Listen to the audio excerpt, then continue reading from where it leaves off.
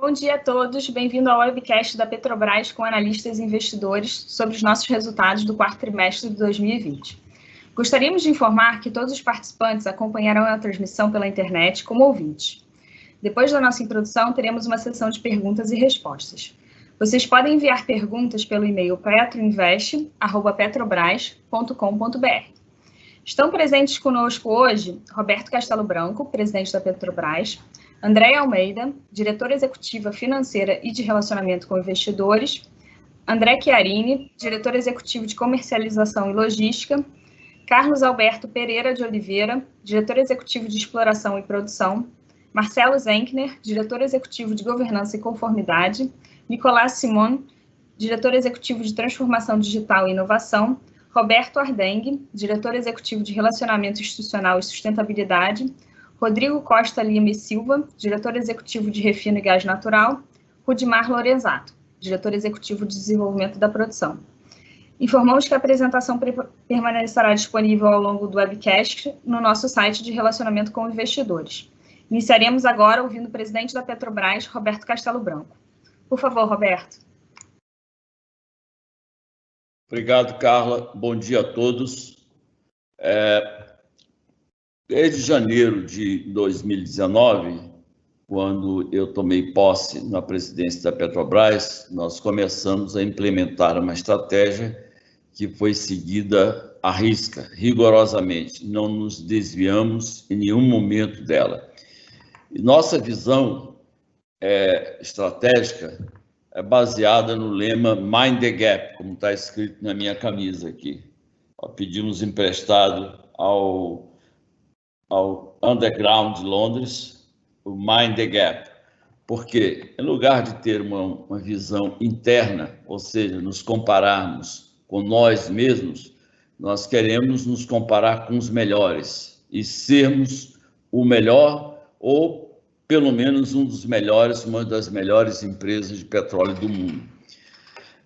E quando fomos atingidos pela crise da Covid e consequentemente, por um forte choque sobre a indústria do petróleo, nosso compromisso foi de estruturar uma recuperação J-shaped, quer dizer, terminar melhor do que começamos. Então, isso também foi perseguido com muito trabalho, com muito entrosamento, com a aceleração da estratégia, a aceleração da transformação digital, da transformação cultural, a formação de equipes multidisciplinares, ágeis, capazes de diagnosticar problemas e prover soluções rapidamente. E eu acho que conseguimos entregar um bom resultado. Eu creio que a Petrobras de hoje é melhor do que era a Petrobras de um ano atrás.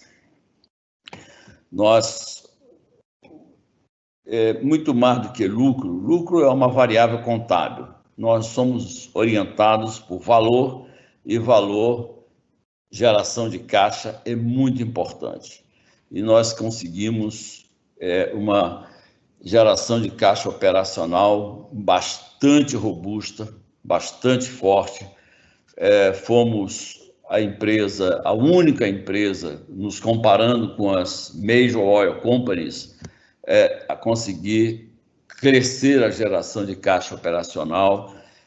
Em termos de fluxo de caixa livre, o nosso da ordem de 24,1 bilhões, de dólares, se nós incluirmos os desinvestimentos, ou 22 bilhões de dólares, 22,1 bilhões de dólares, sem incluir desinvestimentos, foi o maior do que qualquer Major Oil Company. Isto sendo a Petrobras uma empresa estatal e menor do que elas. É como você entrar numa briga com os braços amarrados para trás. Então, mesmo assim, nós conseguimos entregar um bom resultado. Em várias dimensões, reduzimos significativamente os custos across the board, iniciativas se multiplicaram em todas as áreas na companhia, áreas corporativas, na exploração e produção de petróleo, no refino, no gás e energia. O objetivo é reduzir custos e ganhar eficiência. Isso foi feito com um resultado muito bom. Em termos de segurança, tivemos 0 fatalidades, a taxa de acidentes registráveis por milhão de homens-hora trabalhados foi de 0,56. Estabelecemos um novo benchmark global para a indústria do petróleo. Em termos de redução de emissões de gases de efeito estufa, também fomos muito bem. Em programas sociais foram desenvolvidos, combate à Covid na nossa companhia, adotamos o home office. Home office não é uma invenção da Petrobras, muitas empresas no mundo adotaram home office e continuam em home office, algumas, inclusive, já declararam home office permanente. Nós vamos migrar assim que a vacinação da população brasileira avançar, assim que tivermos um percentual significativo da população vacinada, o plano seria de migrar para um regime híbrido, parte presencial, parte home office. E foi aprovado pela imensa maioria dos nossos empregados nas pesquisas de opinião que nós realizamos. O home office não só reduziu a taxa de contaminação pelo vírus, como também contribuiu para reduzir custos e para aumentar significativamente a produtividade. Inclusive, vários estudos apontam nessa direção. Não foi somente a Petrobras que se beneficiou, as empresas como um todo se beneficiaram dessa nova maneira de trabalhar. O mundo é muito dinâmico e ele muda muito mais rapidamente nos dias de hoje. Nós vivemos um mundo que movido pela inovação tecnológica e temos que nos adaptarmos rapidamente aos novos tempos. O vencedor não é quem é maior, o vencedor é quem sabe mudar rapidamente de forma inteligente. Isso a Petrobras está conseguindo fazer. Voltando para citar uma velha questão suscitada acerca da IBM há cerca de quase 40 anos, vem a pergunta: Elephants can dance? Yes, they can. And even fly. É o caso da Petrobras.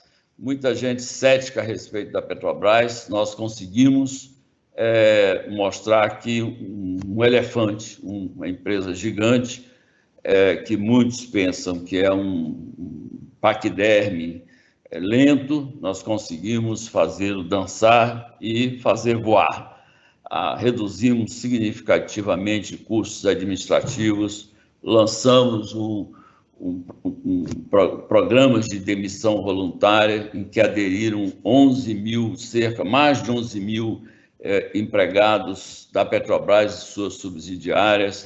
Dentro da Petrobras, 6.100 já saíram, outros sairão, outros milhares sairão esse ano, quase 5 mil. E em todas as áreas, os custos foram reduzidos. E continuamos, como custo, eu costumo dizer, como unha, você está sempre permanentemente aparando. Ninguém corta a unha uma vez por ano, nós temos que permanentemente estar vigilantes.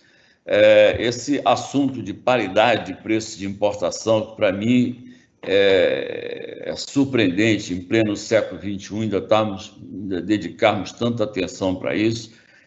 Os combustíveis são commodities, assim como a soja, o minério de ferro, o açúcar, o café.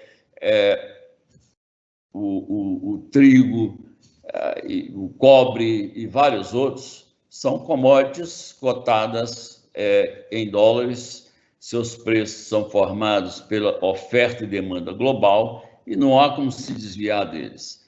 A experiência com inovações de fugir da regra da paridade de preços de importação, a Petrobras já provou, foi desastrosa. A Petrobras perdeu 40 bilhões de dólares e tem um outro impacto.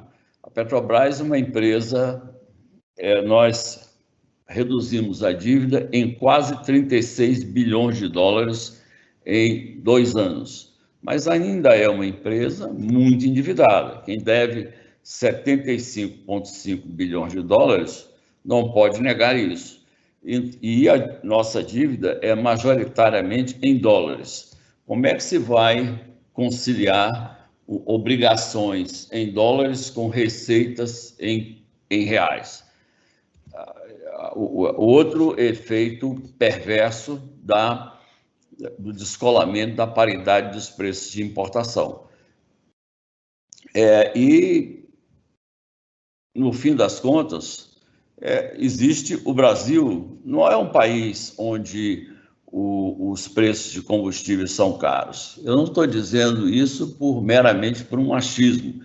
Eu estou falando baseado em estatísticas disponíveis para qualquer um, públicas, a respeito da coleta de preços para 163 países, divulgada pela globalpetrolprice.com, em que se vê que a média dos preços do Brasil, seja em diesel, seja gasolina, estão abaixo dos preços globais.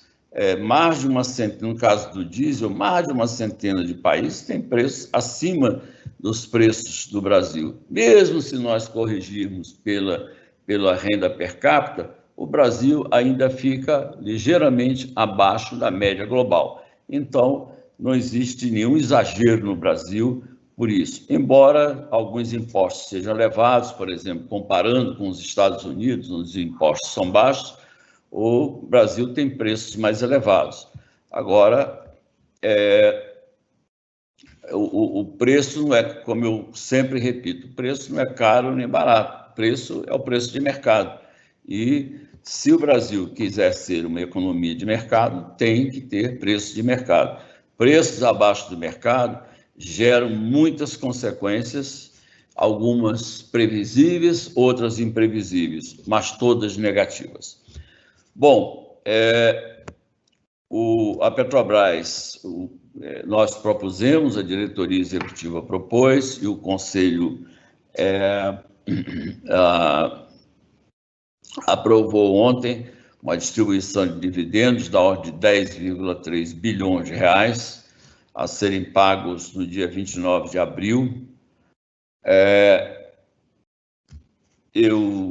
A Petrobras tem o retorno total para os acionistas da Petrobras nos últimos tempos tem sido muito pobre, mas esse é no momento que nós podemos fazer, pagar dividendos, porque nós não só conseguimos reduzir a dívida, conseguimos reduzir a alavancagem, mesmo num ano extremamente desafiador, e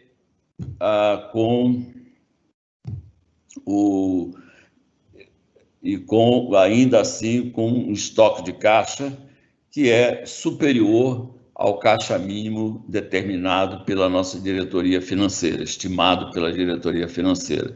E é um caixa que, ao longo do tempo, deve ser reduzido para melhorar a eficiência na alocação de capital.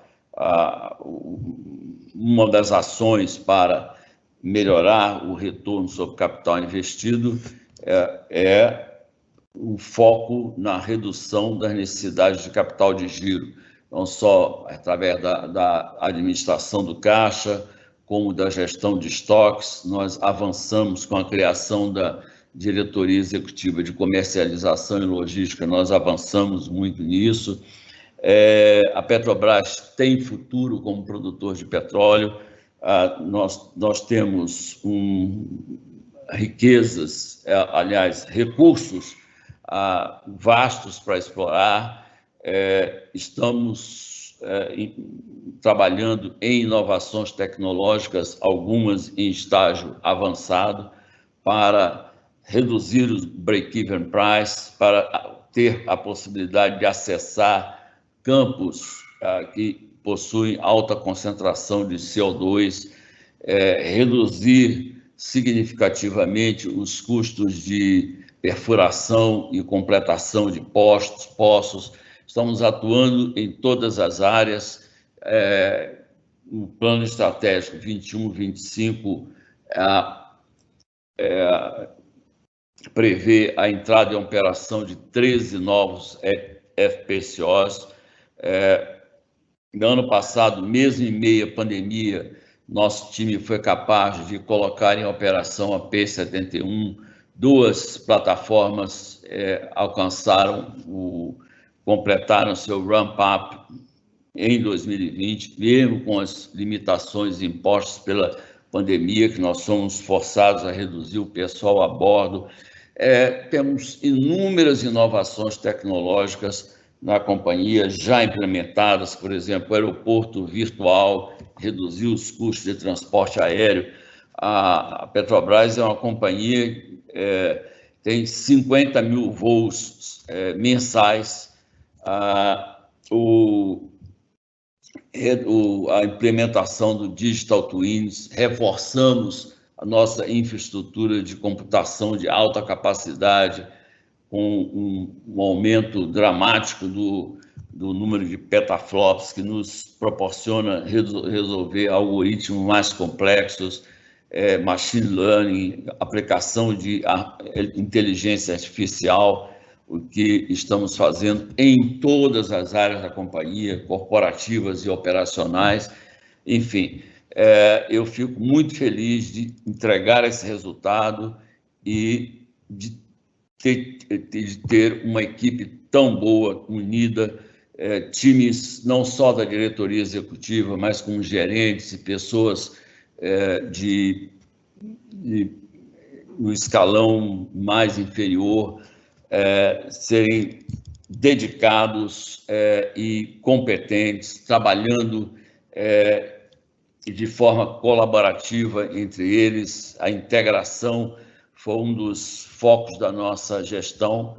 Então, acho que a Petrobras está numa trajetória excelente para cumprir com o nosso objetivo de ser a melhor companhia de petróleo e gás do mundo em termos de geração de valor para o acionista, evidentemente com respeito às pessoas, ao meio ambiente, foco na segurança de suas operações, que é muito caro para a gente, e continuar a ser um fornecedor confiável de produtos de alta qualidade para os nossos clientes. Muito obrigado. Eu vou passar a palavra agora para a Andréa, para que dê início à apresentação. Bom, gente, é até difícil de falar depois dessa declaração emocionante do Roberto, né? Muito feliz de estar aqui também apresentando os resultados, então nós todos estamos muito felizes com os resultados que a gente traz hoje para apresentar para vocês, né? E aí, se a gente começar pelo cenário macroeconômico, a gente mostra que realmente a gente teve um ano desafiador, né? Uma redução de 35% do preço do Brent, uma desvalorização de 31% do real frente ao dólar, são cenários de fato desafiadores. Mas, ainda assim, a gente conseguiu, de fato, apresentar resultados sólidos por conta da nossa reação rápida com a implementação das medidas de resiliência que foram adotadas para enfrentar a crise provocada pelo Covid. A gente nunca saiu da nossa agenda, a nossa agenda transformacional sempre foi focada nos nossos 5 pilares estratégicos. E a gente vai mostrar aí nos próximos slides como que a gente cumpriu, né, cada uma das nossas promessas ou como que a gente entregou dentro de cada um dos pilares, né? Então, aí no próximo a gente já vê que apesar da crise a gente teve, como o Roberto falou, uma forte geração de caixa. 2020 a gente alcançou um fluxo de caixa operacional de 29 bilhões de dólares e um fluxo de caixa livre de 22 bilhões de dólares. Apresentamos um ótimo desempenho operacional, com recorde de produção e exportação de petróleo. Também tivemos uma gestão ativa de portfólio muito pujante, com 17 operações de desinvestimento assinadas ou concluídas em 2020, que totalizaram 4,67 bilhões de dólares, com uma entrada de caixa de 2 bilhões. Quando a gente olha para o quarto trimestre, a gente começa a ver uma recuperação dos preços do petróleo no mercado interno, com maiores vendas. Também houveram maiores margens de LP e nafta e melhores margens na exportação de petróleo e óleo combustível, reflexo do que estava acontecendo no mercado internacional. Conseguimos alcançar um fluxo de caixa operacional de 7,1 bilhões de dólares e um fluxo de caixa livre de 5,7. Só no quarto trimestre tivemos uma entrada de caixa de 1 bilhão de dólares com os desinvestimentos. No próximo, a gente já foca na redução do custo de capital. A gente tinha uma meta em 2020 de manter a dívida bruta no mesmo patamar de 19, que era de 87 bilhões de dólares. Mas conseguimos reduzir em 11,6 bilhões de dólares, atingindo o patamar de 76. Também reduzimos a dívida líquida em 15,7 bilhões. E com isso a gente conseguiu uma redução expressiva também no pagamento de juros, cerca de 1,3 bilhões de dólares no ano. Também acho que vale destacar aqui que em outubro, né, quando a gente fez uma emissão de 10 anos de bonds, a gente conseguiu atingir a menor percepção de risco da empresa. Ou seja, foi a menor taxa histórica de emissão de um bond de 10 anos, a 4,4% ao ano. Como o Roberto falou, no próximo slide, a gente continua buscando incessantemente custos baixos. Em 2020, a gente conseguiu reduzir em 33% o custo de extração e em 31% o custo de refino. As despesas gerais administrativas diminuíram 38%, sempre buscando eficiência. Também reduzimos o nível de estoque operacional em 8 milhões de barris de petróleo. Continuamos com o programa de desligamento voluntário, alcançando em 2020 a adesão de 11 mil empregados. Destaque do quarto trimestre foi o ganho com a revisão atuarial do plano de saúde dos empregados, que teve um impacto positivo de 2,5 bilhões de dólares. Também queria destacar a otimização dos prédios. A gente concluiu em 3 processos de hibernação e devolvemos 5 imóveis alugados, o que vai trazer economia já esse ano no que diz respeito à nossa ocupação de prédios. Roberto mencionou a importância que a meritocracia tem para nós, e a gente, de fato, implementou iniciativas com foco nesse objetivo, buscando formar uma cultura de valor na companhia. Iniciamos a remuneração variável baseada no mérito, com um plano efetivo de metas baseadas em geração de valor. Na saúde e segurança, que é o próximo slide, a gente ficou muito feliz de atingir a menor taxa histórica de acidentados registrados por milhões de homem-hora, que ficou em 0,56. Isso reforça o nosso compromisso com respeito à vida e ao meio ambiente, incluindo métricas de topo relacionadas à sustentabilidade. Pelo 6º ano consecutivo, reduzimos as emissões absolutas operacionais de gases de efeito estufa. Em novembro, também criamos a Gerência Executiva de Mudança Climática, integrada à nova Diretoria Executiva de Relacionamento Institucional e Sustentabilidade, tocada aí pelo Roberto Ardenghy. Atuamos no combate ao Covid com a implementação do teletrabalho, testagem maciça, quarentena, ajuste nas rotinas operacionais e avaliação contínua.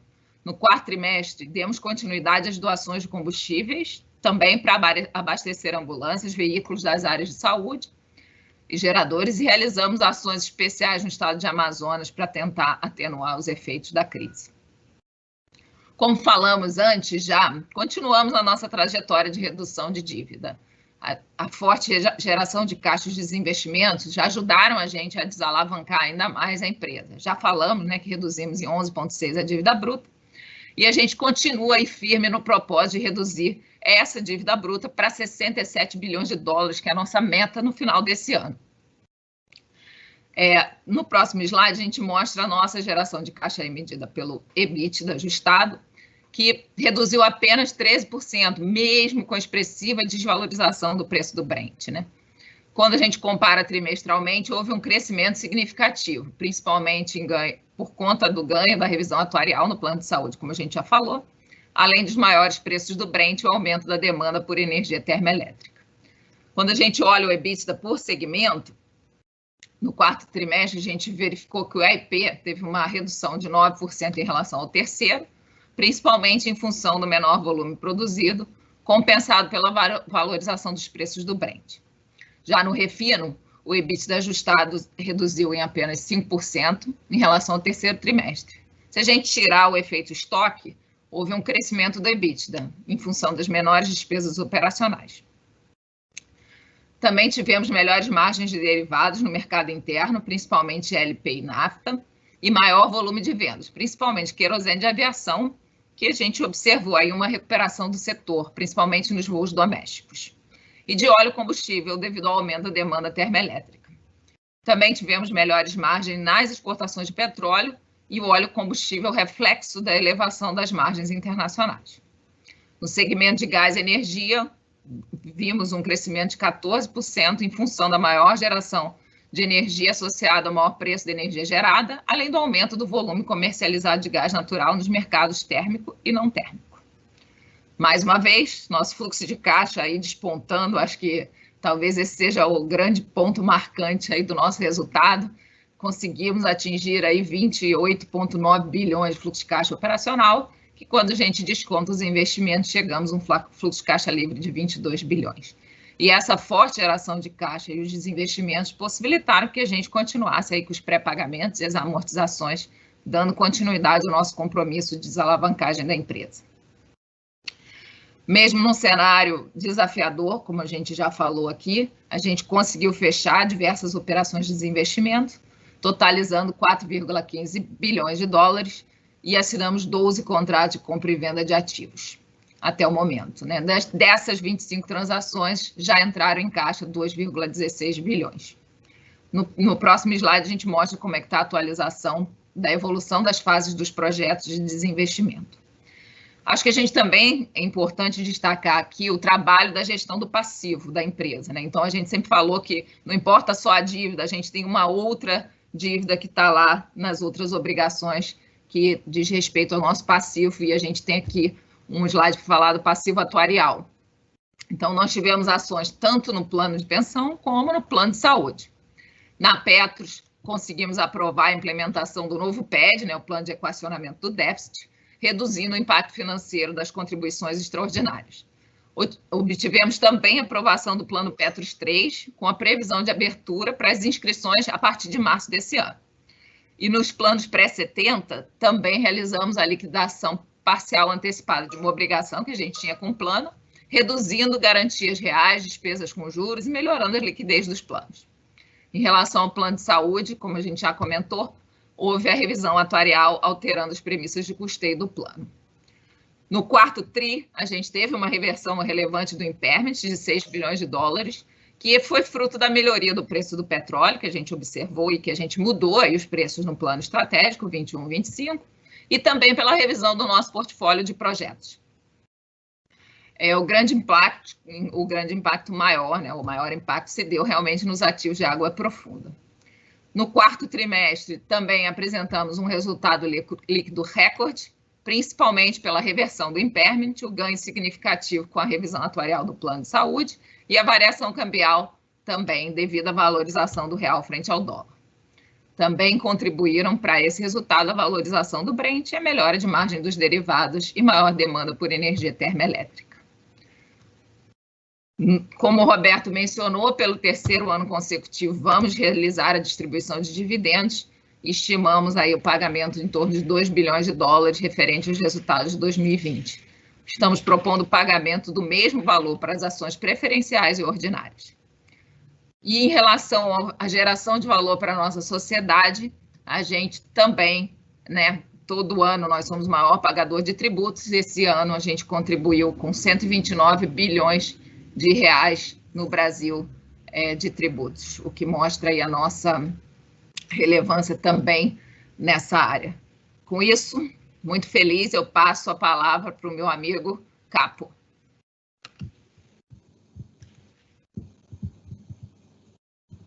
Bem, bom dia a todos, muito obrigado aí, Andréia.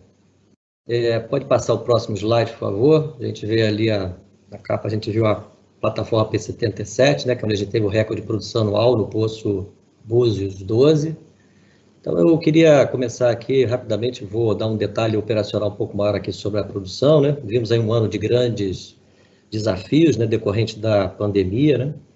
Onde nós conseguimos obter um desempenho operacional excepcional, com recordes históricos de produção total e de óleo, isso aí suportados em uma maior participação dos nossos ativos do pré-sal.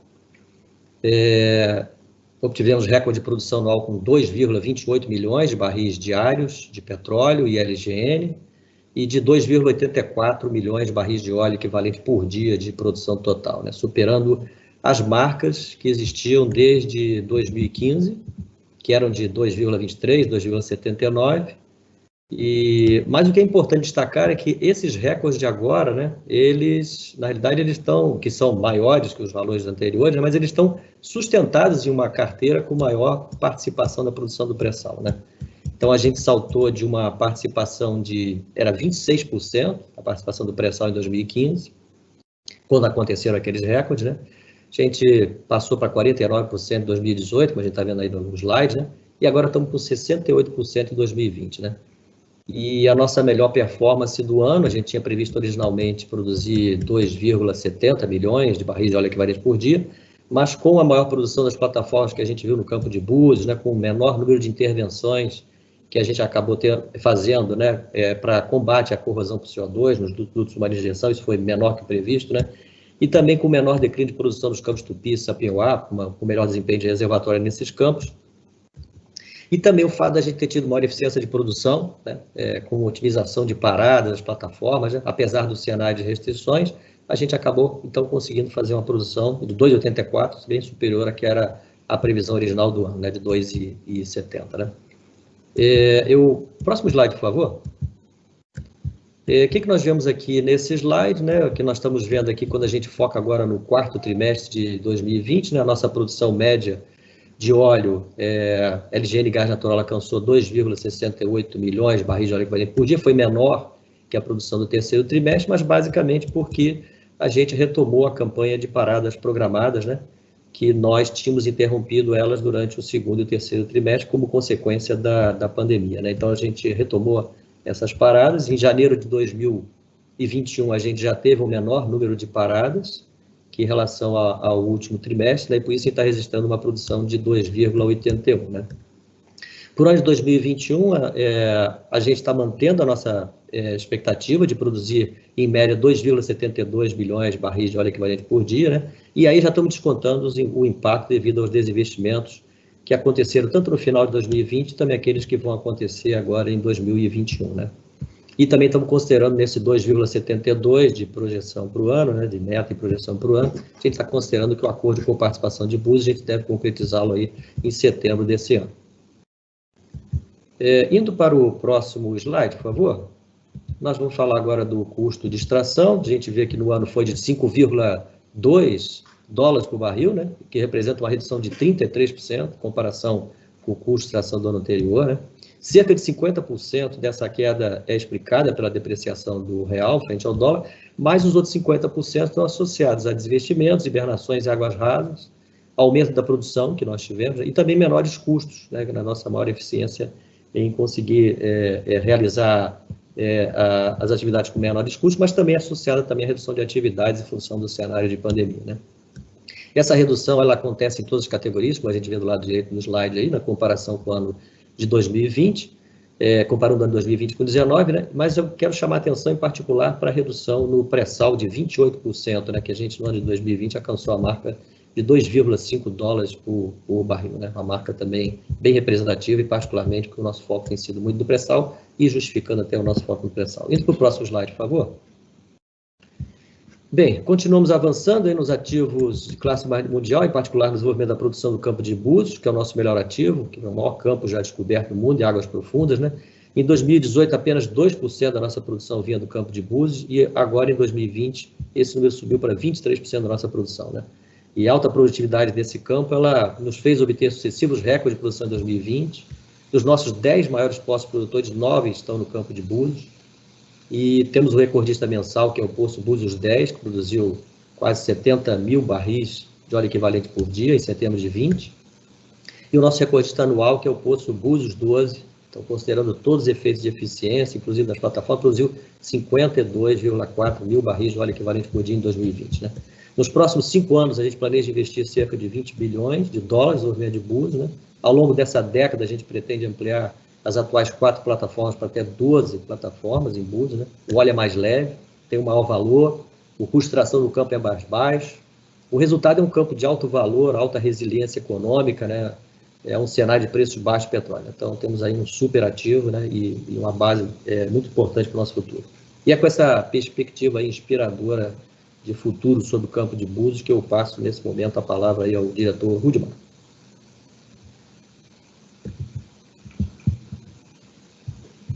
Obrigado, Capo, meu grande e inestimável colega no segmento EP aí, obrigado. Bom dia a todos, espero que todos estejam bem, com saúde. Dando prosseguimento à fala do Capo, nosso diretor de exploração e produção, vou trazer aqui nesse slide uma atualização da implantação dos módulos, os próximos módulos de Búzios, né, nosso superativo, como disse o Capo. O FPSO Almirante Barroso para Búzios 5, que está em construção na China, deve iniciar sua operação em 2022. Está previsto o início do lifting dos módulos ainda nesse semestre na China. Para as instalações submarinas, finalizamos a contratação do EPCI dos dutos rígidos em junho e já temos 4 poços perfurados e 1 completado.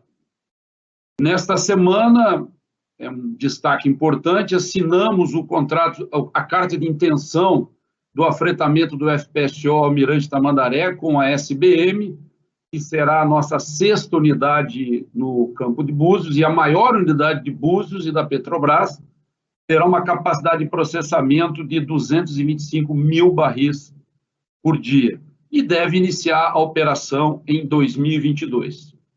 Em relação à contratação das 2 unidades próprias de Búzios, de número 7, a P78, e a 8ª, a P79, recebemos as propostas comerciais agora em fevereiro e iremos iniciar a etapa de negociação da licitação, conforme a legislação, e a nossa expectativa é de encerrarmos a contratação ainda nesse semestre de 2020.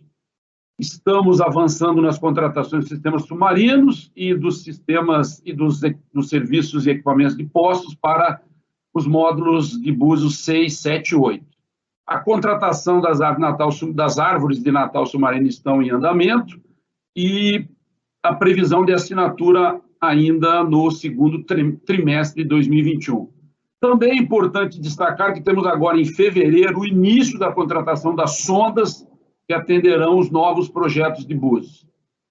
Gostaria de enfatizar neste momento que nossa experiência de mais de 10 anos em projetos do pré-sal, nós melhoramos, revisamos nossa estratégia de ida ao mercado, notadamente no que se refere à pré-qualificação dos nossos fornecedores, muito importante na qualidade dos investimentos, bem como nos nossos processos internos de contratação, buscando mais agilidade e, por consequência, termos menor tempo de implantação dos projetos, muito importante na captura de valor. Próximo slide, por favor. Nesse slide, temos os principais destaques dos demais projetos de desenvolvimento da produção. À esquerda, vemos as unidades que entraram em operação nos últimos 2 anos, de 2018 a 2020, com destaque para as principais realizações que ocorreram ao longo do ano 2020.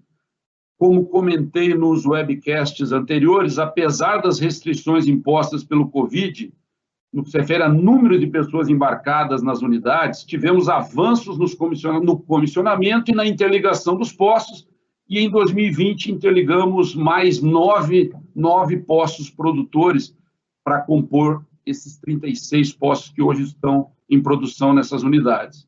Em junho, tivemos o primeiro óleo da P70, 5ª unidade replicante, que está instalada no campo de Atapu. Em outubro, tivemos o primeiro gás dessa unidade. Em 2020, mais 2 unidades atingiram o topo de produção, em janeiro a P77 e em julho a P67. Neste momento, somente, como mostra o slide, né, somente a P68 e a P70 ainda não atingiram o topo de produção, mas que deve ocorrer ao longo deste ano. Em Búzios, tivemos um excelente desempenho operacional das unidades, com a ampliação da capacidade de produção dessas unidades, conforme nossos melhores estudos de engenharia, e, claro, pelo alto potencial de produção dos poços e do reservatório, como destacou o Capo no slide final dele. As 4 unidades hoje de Búzios, né, representam cerca de 23% da produção da Petrobras em 2020. É importante também destacar nesse momento que os resultados positivos que atingimos no nosso programa de integridade de dutos, devido ao desenvolvimento de novas ferramentas e tecnologias de inspeção de dutos submarinos suscetíveis ao efeito do CO2, e tivemos em 2020, com isso, menor número de intervenções em relação ao previsto, que impactou positivamente a nossa produção. Para 2021, temos a expectativa de novas tecnologias desenvolvidas em conjunto com os nossos fornecedores nessa área. No quadro à direita, mostro novamente o cronograma de entrada em operação das 13 unidades nos próximos 5 anos, destacadas aí pelo Roberto na sua abertura, sendo 11 no pré-sal e 2 no pós-sal. Para este ano, temos prevista a entrada de 2 unidades, Sépia e Mero 1. A unidade Sépia, o FPSO Carioca, já chegou da China e está hoje no estaleiro Brasfels, em Angra dos Reis, onde nós estamos finalizando as atividades de integração e comissionamento, e a seguir haverá o deslocamento dessa unidade para a locação. Mero 1 está iniciando as atividades de comissionamento na China e tem previsão de iniciar a produção somente no final de 2001. Também neste ano temos a expectativa de encerrar a fase de contratação do FPSO do Integrado e Parque das Baleias, e Mero 4, previsto a assinatura no 2º semestre de 2021. Por fim, tivemos recentemente a aprovação do projeto conceitual do módulo 1 do Sergipe Águas Profundas, e que devemos iniciar a contratação desse novo FPSO ainda este ano. Obrigado a todos pela atenção. Estejam bem. Vou passar a palavra para o diretor André Chiarini, do ADCIL. Muito obrigado, Dilmar. Bom dia a todos. Também estou muito feliz em dividir com vocês alguns dos resultados que a gente teve na Diretoria de Comercialização e Logística. A Diretoria de Comercialização e Logística foi criada a partir da aprovação do Conselho de Administração em março de 2020, já durante a pandemia, com o objetivo de contribuir comercialmente, fomento da competitividade da Petrobras, e também em garantir uma maior integração da cadeia, o que num ano normal já seria um senhor desafio, e num ano como 2020, posso garantir para vocês que foi bastante especial. Por favor, próximo slide. Uma mensagem já super importante: a gente seguiu bastante alinhado aos preços internacionais em 2020, assim como foi em 2019 e assim como estamos fazendo em 2021. Praticamos preços em equilíbrio com o mercado internacional, acompanhando as variações de valor do produto, do câmbio, tanto para cima quanto para baixo. Alguns exemplos, por exemplo, na gasolina nós demos 38 reajustes, 19 reajustes para baixo e 19 para cima. Chegamos a operar na gasolina com 20%, preço 20% mais barato do que o de 2019, de fechamento, no primeiro semestre, e depois, no segundo semestre, recuperamos, subindo de acordo com a volta da demanda, outros 20%, fechando o ano, portanto, com 4% abaixo do preço praticado em 31 de dezembro de 2019. No diesel, mesma coisa, 28 reajustes, 15 para baixo, 13 para cima. Chegamos a reduzir 30% no primeiro semestre, em função da queda da demanda, da queda do Brent, da queda também dos crack spreads, né? E fechamos, depois de aumentar 24% no segundo semestre, com uma redução de 13% em relação ao preço de fechamento em 31 de dezembro de 2019. Né? Mesma coisa no GLP. Em 2021, já realizamos ajustes adicionais na gasolina, como todos sabem, no diesel e no GLP, em linha com a política adotada ao longo de 2020. E antes de passar para o próximo slide, eu queria reforçar uma mensagem para o Conselho de Administração passou e nós divulgamos no dia 23 à noite, que vai zelar com grande vigor aí, o cumprimento da política de preços de paridade internacional. Por favor, próximo. Tivemos um excelente resultado também no segundo semestre, porque, em geral, no quarto trimestre, a sazonalidade deveria levar os nossos volumes para baixo, né? E, mesmo assim, conseguimos, com a atuação do time comercial do mercado interno, elevar as vendas de derivados no país, tanto de diesel quanto de outros derivados. Ficamos muito bem em relação também ao terceiro trimestre de 2020, mas também em relação ao quarto trimestre de 2019. Com relação às exportações, mantivemos o nível de exportações de óleo e combustível e reduzimos as exportações de petróleo com um ato natural, dado que já foi apresentado pelo CAPA em função da redução de produção por conta das paradas. Pode seguir. Foi um ano de muito foco no mercado e muita busca por eficiência operacional. Aumentamos o volume de diesel a partir já de setembro de 2020 em relação ao mesmo período de 2019. Uma atuação muito mais competitiva, como era previsto, com os leilões que passamos a realizar de forma rotineira, reposicionamento dos estoques, um grande foco em diesel com baixo teor de enxofre, diesel S10, e principalmente foco grande nos nossos clientes, né? Obtivemos também, revisando a nossa forma de atuação, maiores margens de contrato de coque, propano, etano e nafta. Diversificamos clientes e geografias de mercado externo.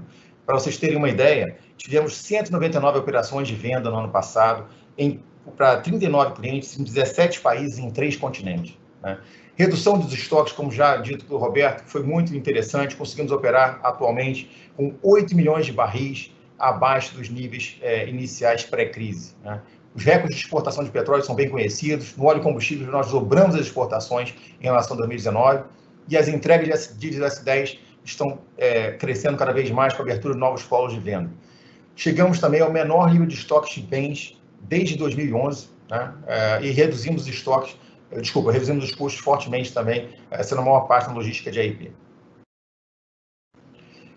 Não poderia ser diferente, né? Com tudo que foi apresentado pelo Capo e pelo Rudimar, dos times de AIP e desenvolvimento da produção, também temos que dar nossa parte aqui no desenvolvimento de Búzios, e conseguimos um expressivo crescimento na produção e exportação de Búzios, que hoje já representa aí a maior participação na cesta de petróleo da gente, né? A exportação, 41% da cesta. Em relação ao ano passado, em relação a 2019, crescemos a exportação em 188% de Búzios, né? E colocamos no ano passado também 14 novos clientes na carteira em diferentes geografias.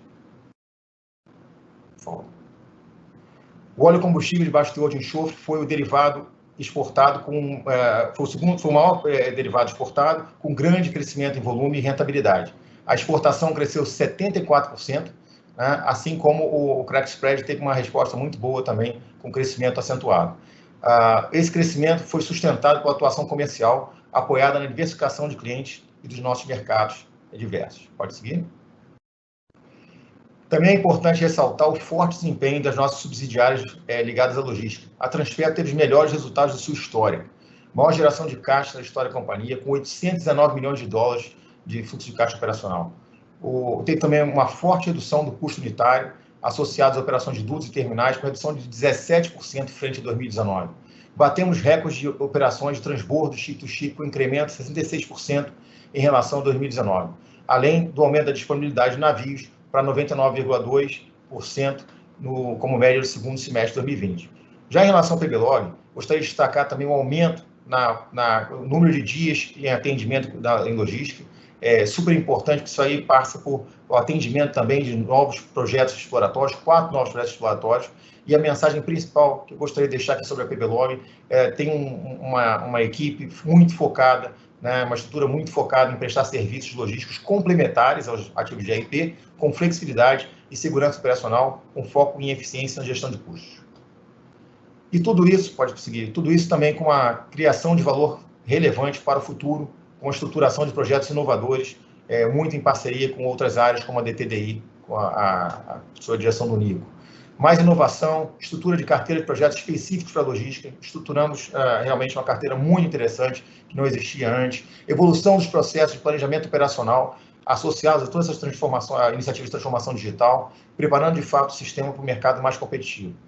Tivemos diversas iniciativas ligadas à gestão de estoques, como o Roberto já comentou, implantação também de aeroporto virtual, e recentemente também contratamos nosso CRM para a área comercial e a estruturação do V360, uma plataforma muito interessante de inteligência de mercado, que nos posiciona de forma bastante diferenciada para seguir adiante. Muito obrigado, gostaria de passar a palavra para o Nico.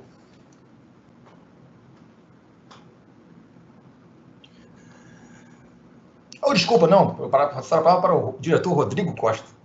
Obrigado aí, André, bom dia a todos. Tá ótimo aí, obrigado.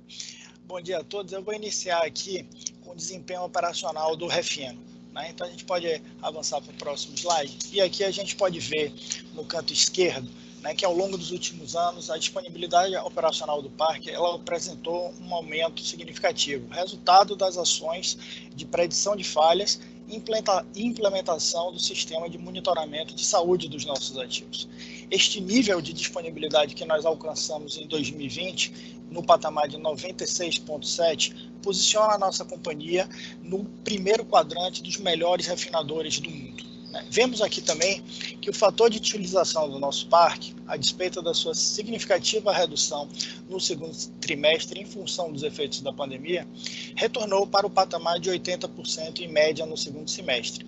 Dessa forma, nós fechamos o ano de 2019 em 79%, e isso representa 2 pontos percentuais acima do ano de 2019. Né?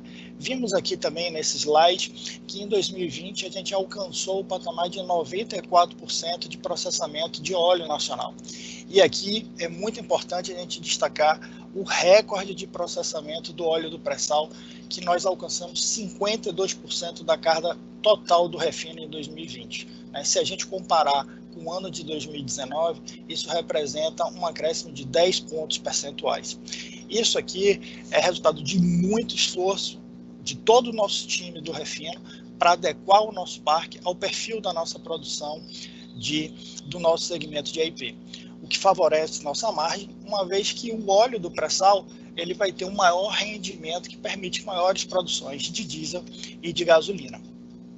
Se nós avançarmos para o próximo slide, a gente pode ver que toda essa elevada disponibilidade com um perfil flexível do nosso parque, nós temos como consequência o aumento da produção de derivados com maior valor agregado e uma oportunidade de venda, como o diretor André comentou na sessão anterior. E aqui a gente tem um destaque no quarto trimestre de 2020 para o crescimento da produção de diesel em 10% e de óleo combustível em 20% em relação ao quarto tri do ano de 2019. Como a gente pode ver no gráfico aqui da produção de diesel S10, a gente vê aqui um patamar de 368 mil barris por dia, 28% acima do mesmo período do ano anterior, e em linha com o terceiro trimestre de 2020. No ano, a produção alcançou o patamar de 331 mil barris por dia, o que representa aproximadamente 50% da nossa produção de diesel do nosso parque. Desde julho, a gente tem tido recordes sucessivos na produção de diesel S10, e aqui no quarto trimestre a gente alcançou um recorde de 408 mil barris por dia no mês de outubro, com destaques para a Replan, para a Refap, para a RPBC e a Regap. Quando nós olhamos o nosso perfil na produção de óleo combustível, a gente pode observar um aumento na produção de bunker de baixo teor de enxofre, bem como de óleo combustível de exportação de baixo teor de enxofre. E aqui a gente mostra que nós estamos em sintonia com a captura da oportunidade da regulação internacional que limita o teor de enxofre para combustíveis de transporte marítimo, que entrou em vigor em janeiro de 2020. Se nós avançarmos para o próximo slide, aqui a gente pode ver, né, a nossa performance em termos de custo operacional do refino. E aqui a gente vê que nós processamos um maior volume de carga fresca, cerca de 2% a mais, com um custo 9,4% menor comparado ao ano anterior. E aqui essa redução, a gente pode destacar que ela foi ancorada principalmente por menores custos de pessoal, fruto das nossas ações de redução de horas extras e de otimização de efetivo. Então, se a gente puder resumir o nosso desempenho do refino em 2020, a gente operou com uma maior eficiência dos nossos ativos e, ao mesmo tempo, nós atingimos o menor nível de taxa de acidentes registráveis nas nossas operações. Alcançamos o patamar de 0,34 quando nós olhamos a nossa taxa de acidentes registráveis. Isso é um novo marco em termos de segurança e, como o nosso presidente Roberto falou, a segurança operacional é o valor, é a base para todas as nossas operações. Avançando para o próximo slide, aí agora eu comento um pouco sobre o desempenho das nossas operações de gás e energia. E aqui a gente teve uma forte recuperação da demanda no quarto trimestre, o diretor André também comentou isso, que foi principalmente puxado pelo maior volume no mercado termoelétrico. Aqui nós vimos que o Sistema Interligado Nacional apresentou uma elevação da carga de 66 gigawatts para 71 gigawatts no quarto trimestre, em função, né, de uma baixa, e aí associado a uma baixa afluência em relação aos reservatórios do país. Além disso, a gente viu uma recuperação da atividade industrial que elevou o consumo no mercado não termoelétrico. E quando a gente olha o comportamento do nosso portfólio de oferta, aqui a gente observa a flexibilidade que foi fundamental para atender os nossos compromissos diante de um cenário de extrema volatilidade nesse segmento. No primeiro semestre, a gente teve uma queda de quase cerca de 30% no mercado de gás, o que nos fez nos movimentar muito rápido, zerando nossas importações de GNL e reduzindo a importação aos mínimos contratuais da Bolívia. Já quando a gente olha no segundo semestre, a gente foi para um outro extremo, onde a gente teve uma subida forte do mercado e a gente retornou a nossa importação da Bolívia para os máximos contratuais e aumentamos a importação de GNL, atingindo aí um pico de 23 cargas no quarto trimestre.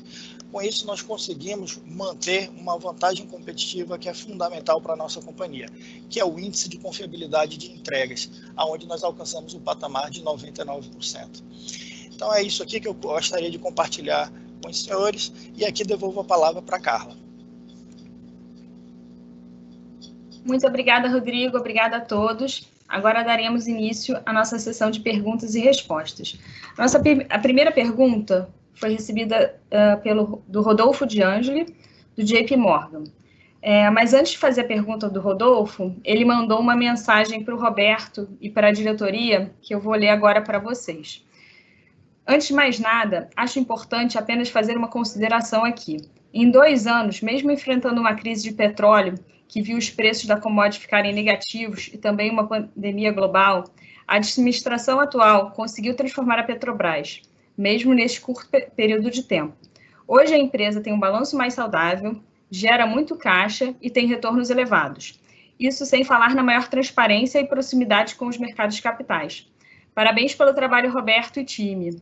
Agora vamos às perguntas do Rodolfo, né? O Rodolfo faz uma pergunta aqui para o Roberto. Roberto, você poderia comentar sobre como será o processo de transição para a nova administração da companhia? Rodolfo, em primeiro lugar, muito obrigado. Em meu nome, dos meus colegas, das mais de 40 mil pessoas que trabalham na Petrobras, nosso muito obrigado. Suas palavras, tratando-se da pessoa que você é, do profissional competente e experiente que você é, nos deixam muito felizes e lisonjeados. Até agora, eu não tenho nenhuma informação sobre o processo de transição, mas, sem dúvida nenhuma, estaremos dispostos a fazer com que a transição se processe da maneira mais suave, mais eficiente possível, porque nosso compromisso não é com empregos, com o nosso emprego. Nosso compromisso é com a Petrobras, com o Brasil. Então, estamos disponíveis para ajudar.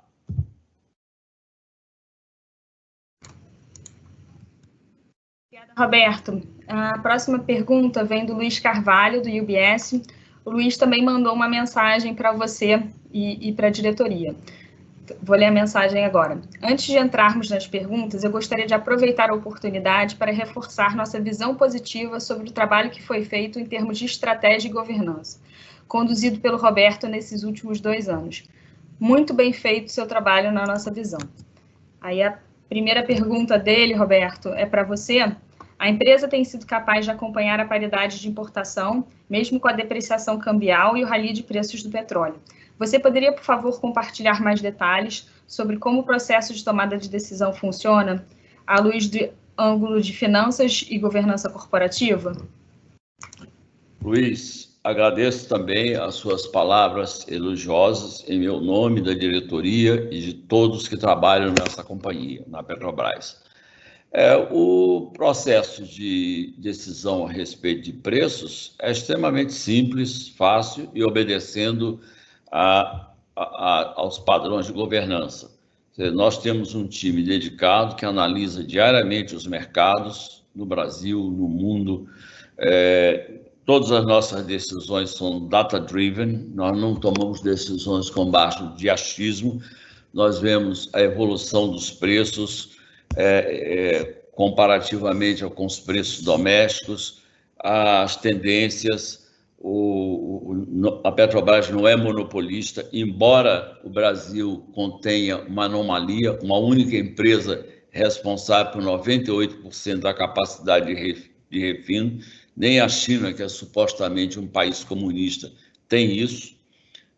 E nós temos competidores que são importadores de grande porte, como grandes tradings globais, de grandes distribuidoras nacionais e também pequenos importadores. É um mercado muito vibrante, muito ágil e que nós acompanhamos a nossa competição com muita atenção. Nós temos uma política comercial que engloba correntemente 36 pontos de venda. Nós estamos num esforço, como mostrou Chiarini, de ampliar esses pontos de venda com preços diferentes. Levamos com alguma frequência leilões para a entrega futura de combustíveis, procurando dar aos nossos clientes maior número de opções. Nós somos focados na clientela e queremos que eles tenham opções para poder decidir livremente. Então, quando não procedemos mecanicamente, como eu já falei várias vezes, senão mandaríamos esse pessoal embora, colocaríamos o robozinho que faria a nossa tarefa automaticamente, sem precisar de tanta inteligência, de tanto capital humano. Evidentemente, não é o que acontece. Ninguém fica sentado em casa aumentando preços. Isso é fruto de um trabalho de uma equipe. E nós temos um grupo executivo de mercado, de produtos, o GEMP, em que participam os gerentes de comercialização, os gerentes executivos de comercialização, o diretor executivo de comercialização e logística e a diretora financeira. Eles fazem um julgamento, analisam o mercado com base nos inputs que eles recebem da equipe, analisam os mercados e decidem ou não dar os reajustes. Se houver alguma discussão maior, mais profunda, divergências, eu sou chamado a opinar e a decidir. É basicamente isso.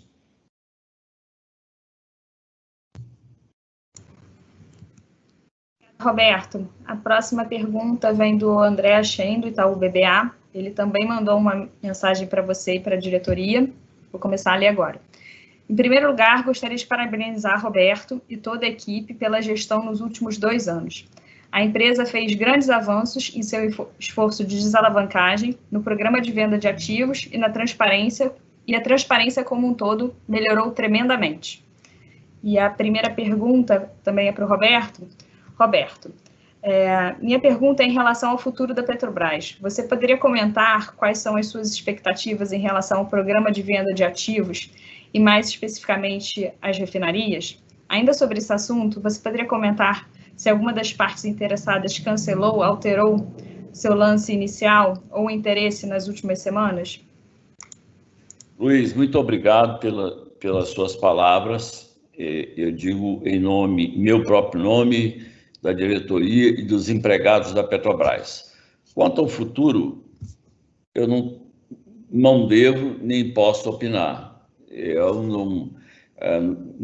agora em março, eu deixarei o cargo de presidente da Petrobras. Cabem aos que me sucederem definir, tomar ações para o futuro. Então, eu prefiro não opinar em nada.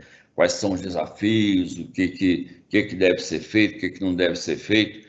Absolutamente. Isso não é assunto meu. Eu apenas, como brasileiro, continuarei como uma pessoa que gosta muito dessa companhia, que conhece seu potencial, continuarei a torcer para que ela se mantenha numa trajetória virtuosa.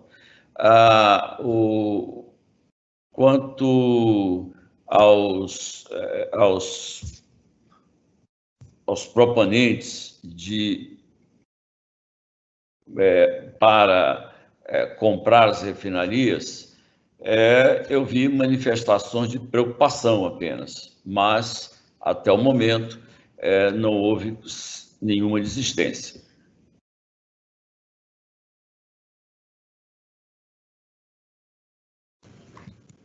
Roberto, a próxima pergunta é do Regis Cardoso, com Credit Suisse. Ele também mandou uma mensagem para você.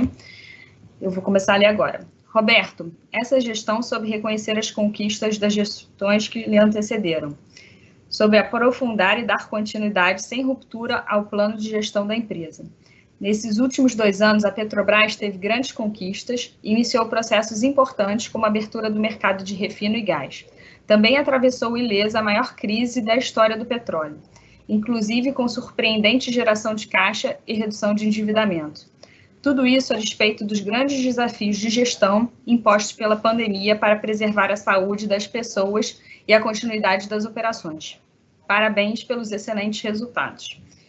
E a primeira pergunta do Regis também é para você, Roberto. Ele pergunta se a diretoria ficará pelo menos até o final do mandato, em março, se há algum risco de ruptura. Regis, muito obrigado pelas suas palavras. Você disse uma coisa que eu concordo plenamente. A nossa visão sempre é e será, assim como dos mercados, forward-looking. Infelizmente, existe um costume na América Latina dos incumbentes atuais criticarem os seus antecessores. O que passou, passou, nós temos que olhar para o futuro. Com respeito à sua pergunta, eu agora me perdi, Carla.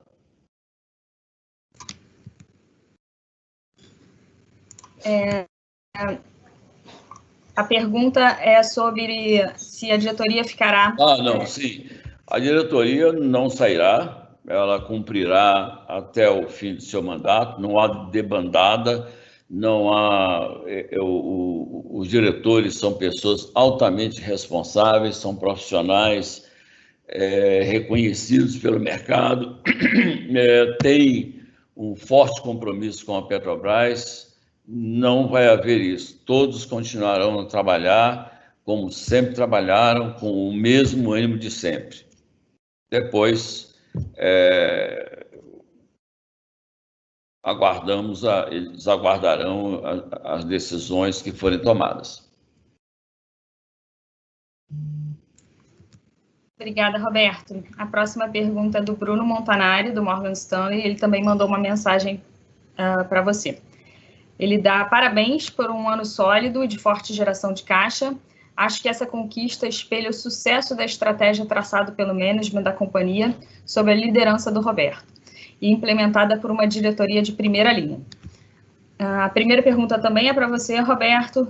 Roberto, pensando na estratégia que você traçou para a Petrobras quando chegou na companhia, em que etapa você diria que a companhia está?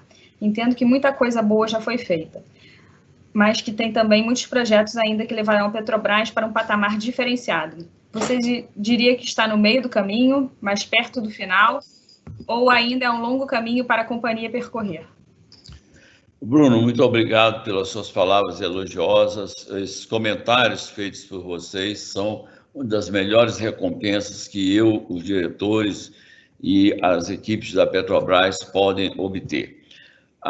Eu diria que a estratégia está traçada há bastante tempo, ela foi apenas acelerada a sua execução no ano passado, mas em termos de execução, Eu acho que ainda existe muita coisa a ser feita. Como eu disse na minha carta, existem 50 ativos à venda, alguns deles muito importantes, como as refinarias, a BR Distribuidora, a Braskem, ainda há alguns campos de petróleo, a TBG. Como eu falei, corte de custos é algo que tem que ser contínuo, tem que ser perseguido incessantemente, não há como parar, dizer, não, já está bom, vamos relaxar, não se deve fazer isso sob risco de se desfazer ou compensar tudo que foi feito anteriormente, destruindo um trabalho.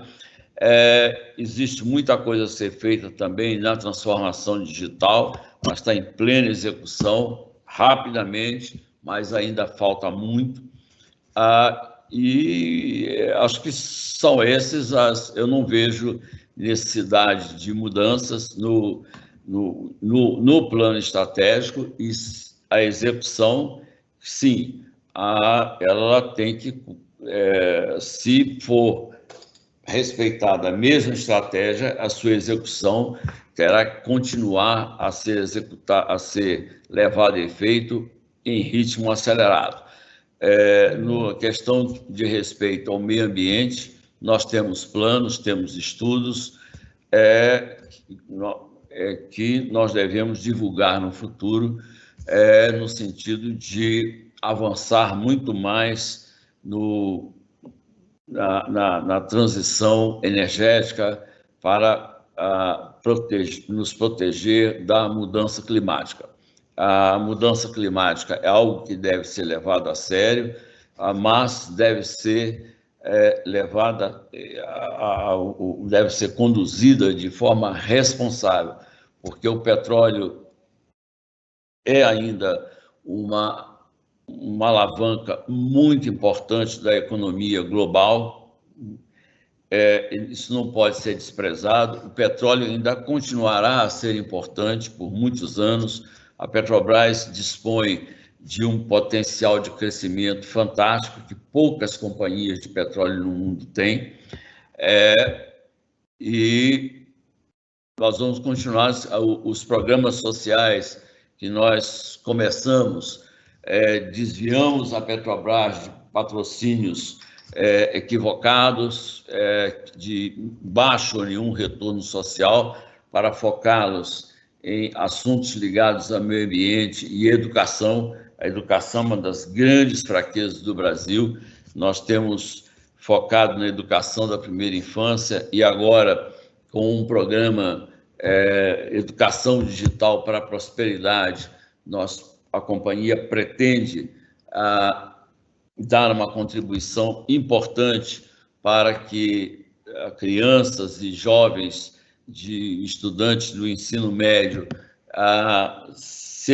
possuam uma forte educação digital, extremamente necessária no mundo moderno, e, aliás, conta com um mercado enorme no Brasil. Nós temos deficiências na oferta de profissionais de tecnologia da informação, isso é evidente. Então, a nossa contribuição para dar um futuro melhor para crianças de famílias de baixa renda. É isso.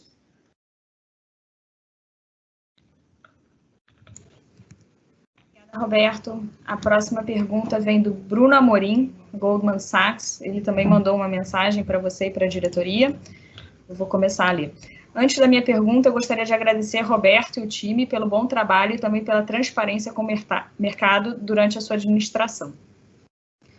A primeira pergunta é para o Roberto. Roberto, os acontecimentos recentes mudam o status do processo de venda de ativos? A empresa seguirá com tais processos até a escolha do novo CEO? Bruno, muito obrigado pelas suas palavras novamente. Agradeço em meu nome, da diretoria e dos empregados da Petrobras. Nós continuaremos a trabalhar normalmente, pelo menos até o dia 20 de março. O que estávamos fazendo não mudará. Nós continuaremos a trabalhar normalmente, inclusive no que diz respeito à manutenção da paridade dos preços de importação. Nós não se atende aos melhores interesses da sociedade subsidiando preços de combustíveis. Nós optamos, sim, por ter uma visão social baseada em projetos que possuem alta taxa de retorno social, seja na educação, seja no meio ambiente, seja no combate à Covid. A Petrobras, mesmo numa crise, no auge de uma crise que ameaçava uma perda de $1 bilhão de caixa por mês, nós, com recursos muito pequenos, dedicamos esforços e doando testes, equipamento médico, de higiene, cestas básicas, milhões de litros de combustível, capacidade de pesquisa, capacidade de computação de alta capacidade. Quando houve a crise no Amapá, nós imediatamente nos mobilizamos para fazer doação de cestas básicas para famílias isoladas que estavam passando fome. Os programas voltados para a infância, para a educação digital, para a prosperidade, acho que isso ajuda não só a remediar o sofrimento dos mais vulneráveis, como também preparar as gerações futuras. Eu estava fazendo uma comparação. No passado, a Petrobras patrocinava uma artista bem-sucedida com um patrocínio de R$2 milhões por ano. Para instalar uma planta de oxigênio em Manaus, com capacidade para abastecer continuamente 92 leitos, o gasto total foi de R$1,6 milhão. Então, uma iniciativa que tem um retorno social incomparavelmente mais elevado, salvar vidas. E é esse o nosso propósito. Obrigada, Roberto. A próxima pergunta é do Gabriel Fonseca, da XP. Ele também mandou uma mensagem ao Roberto e à diretoria. Vou começar a ler a mensagem. Antes de tudo, queria deixar registrado meus parabéns ao Roberto e ao time que ele teve capacidade de formar e liderar, pelo excelente trabalho no comando da Petrobras e pelo legado que deixam para a companhia. Ele faz uma pergunta para o Chiarini e para o Rodrigo. E vocês poderiam comentar sobre o balanço de oferta e demanda de derivados de petróleo? Em particular, em que nível está a taxa de utilização do parque de refino? Podemos afirmar que já ocorreu normalização dos impactos da Covid-19 sobre a demanda de combustíveis no mercado brasileiro? A companhia está tendo que realizar importações de derivados como gasolina e óleo diesel? Se sim, poderia comentar sobre a magnitude dessas importações quando comparadas aos resultados recentes divulgados pela companhia?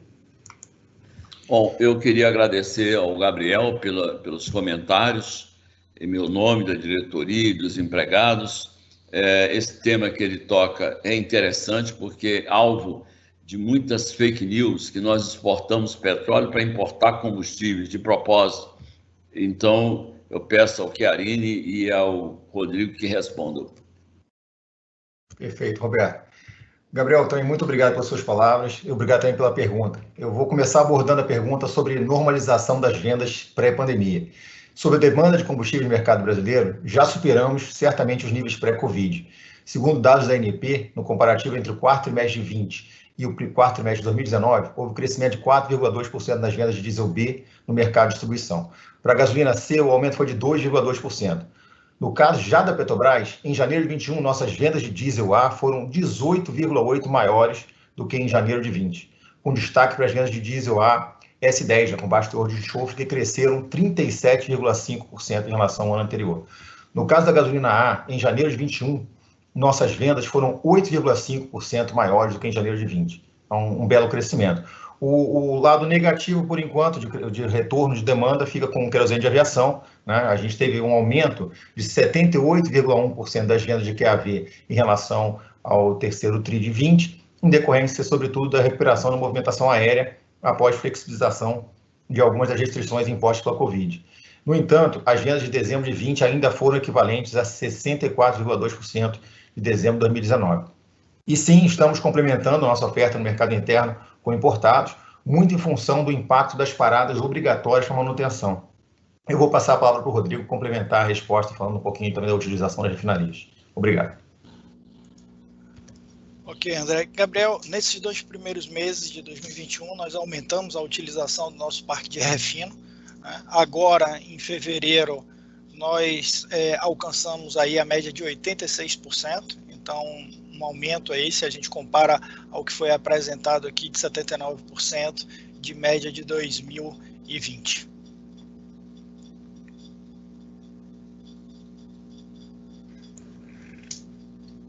Obrigada, Rodrigo. Obrigada, Chiarini. Obrigada, Roberto. Com a pergunta do Gabriel, a gente encerra agora essa sessão de perguntas e respostas.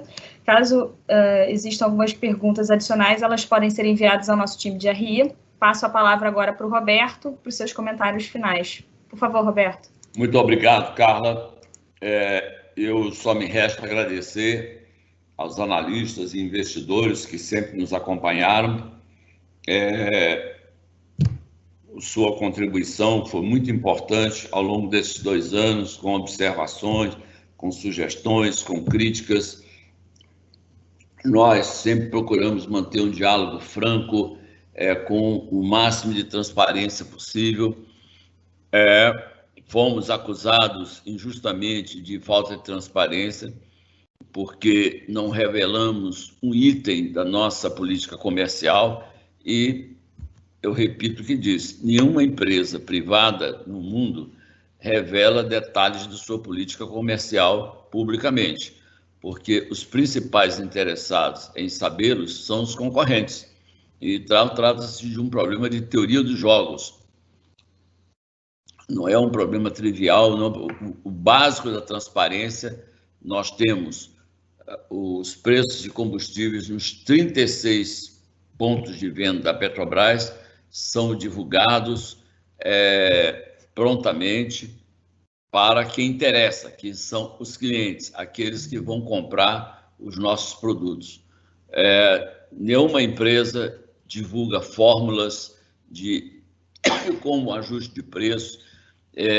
Eu espero viver um dia em que o assunto de preços de combustíveis deixe de ser relevante, como deixaram de ver todos os demais preços da economia. Até mesmo a taxa de juros do Banco Central deixou de ter aquela especulação. Eu acho que tinha espaço para cair menos. Então, o Banco Central tem que cair, tem que subir a taxa de juros. Não se transformou mais em palpite de jogo de futebol. Infelizmente, o preço dos combustíveis ainda é alvo disso. E eu espero viver bastante para que um dia não se discuta mais isso. E tenhamos maior normalidade. Mas muito obrigado a todos vocês. Foi um prazer muito grande, uma satisfação ter esse contato com vocês durante esses 2 anos. Sua contribuição foi sempre positiva. Até logo para todos.